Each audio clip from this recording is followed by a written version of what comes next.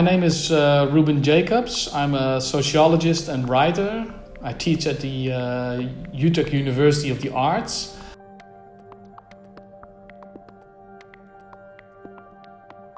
Currently I'm working on a book about what some call the ecological society, and it's an attempt to bring together several domains of thinking and eventually work towards the idea of a society which operates within the ecological boundaries.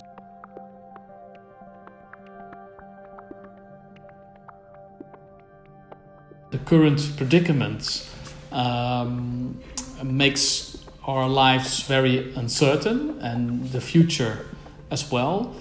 And I think that the main role of artists is to explore that future, to experiment with new ways of relating to the environment, to other people, but also practices which could enhance our way of thinking about what the right way is to go to in the near future.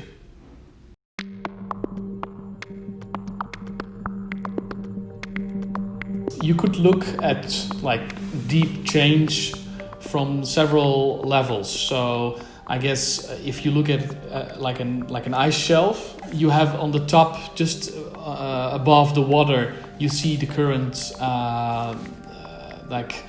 things happening in the world, and when you go deeper, you see the underlying mechanisms, socially, politically, economically, which are driving these happenings, these events we see in the daily news. And the deeper you go into these layers of society, the more you get to a certain level, which is about storytelling, about myths, about metaphors, which are on the basis of the way we perceive the world around us and the way we have organized the world around us.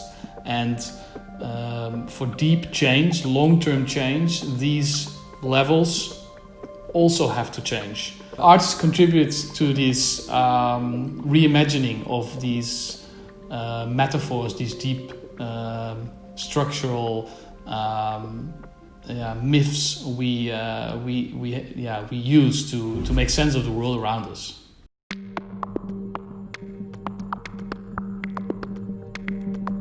To eventually go beyond this growth-oriented society, we need a new metaphor, a new word, a new principle on which to base this different economy and society. And some call this the well-being society, the well-being economy. And I think it's structured around the idea that human and ecological well-being should be the main focus, the main target of economies and societies to improve this. And that could still mean that in several sections that has to mean there is a form of growth needed, and others the opposite, there has to be some shrinking.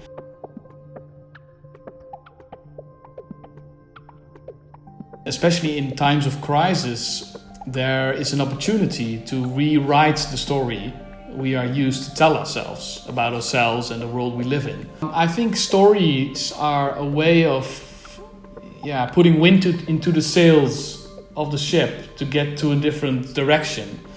It's a tool of trying to create an opportunity for societal change.